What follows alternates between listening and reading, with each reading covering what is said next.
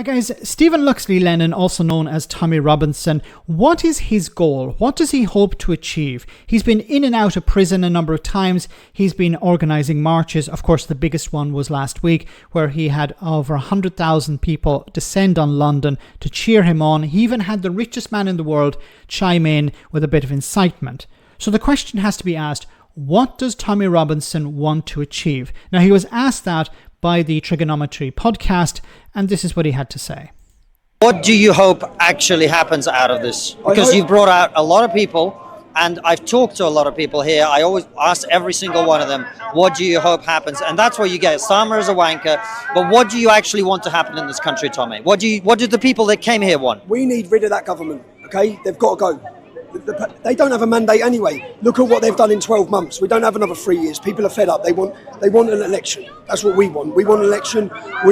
Okay, you want an election. You want a general election. Okay, but the result of that general election would be, well, a reform UK government. Now, that's according to polls today. We don't know what the situation would be in a few years' time. But if an election were held today, which is not going to happen, Reform UK would likely win it.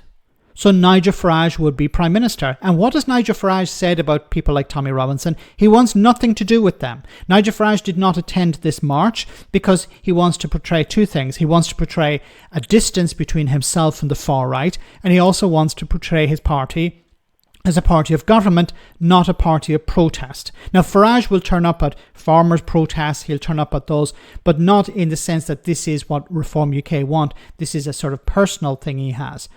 So he will also pick and choose which protests to attend because he knows which ones he can manipulate more. When it comes to protests like this, of course, Tommy Robinson is leading it. Nigel Farage wants nothing to do with that guy. But if there was an election held, Nigel Farage's government would be in charge. And then what would Tommy Robinson do? Would he be the same again? Well, saying that the voters were betrayed, that he would have presented a better solution to immigration, he would be fighting Islam. You know, he has criticised, and I covered it in another video, how he was criticising Reform UK for taking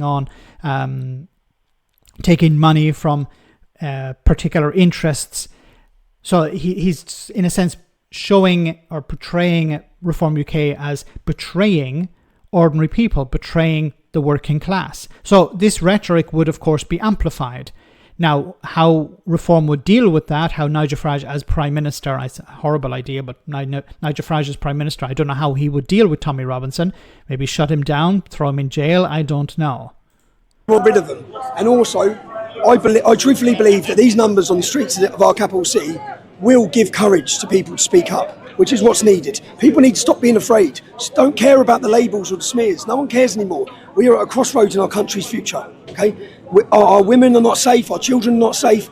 Okay, but you just said people shouldn't be afraid. People are no longer afraid, and then you're saying people are scared. He's trying to play two different angles here. You know, people shouldn't be afraid, but people are afraid. What are you doing to reduce that fear? Well, you're doing nothing.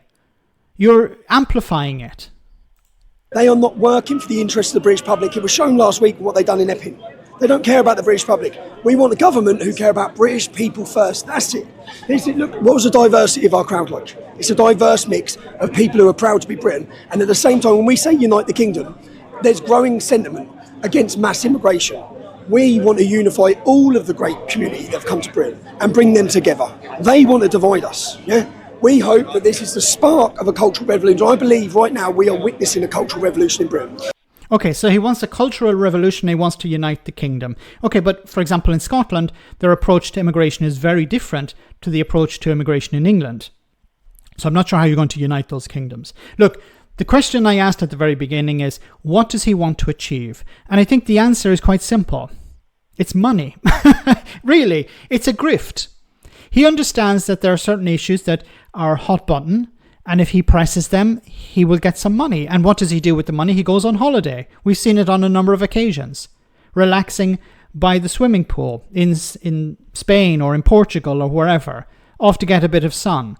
He knows that people are willing to donate to him, and all he needs to do is amplify the anger, talk more about how Britain is under threat, how people are afraid to leave their homes, how people are being threatened by immigrants and immigration needs to come down, and the government be it the Conservatives or Labour and maybe eventually Reform, are abandoning British people and they have forgotten the voters and they're betraying them.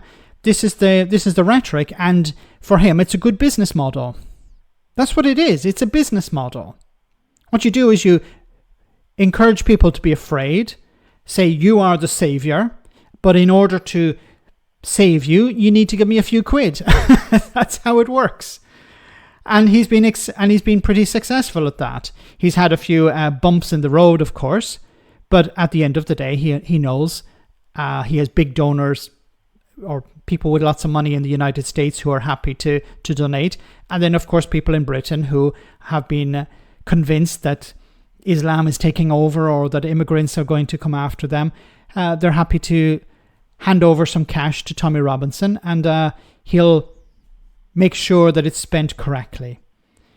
So I think the grift is going to continue, and it may even explode if Reform UK get into power, because he will say, Nigel Farage has betrayed us.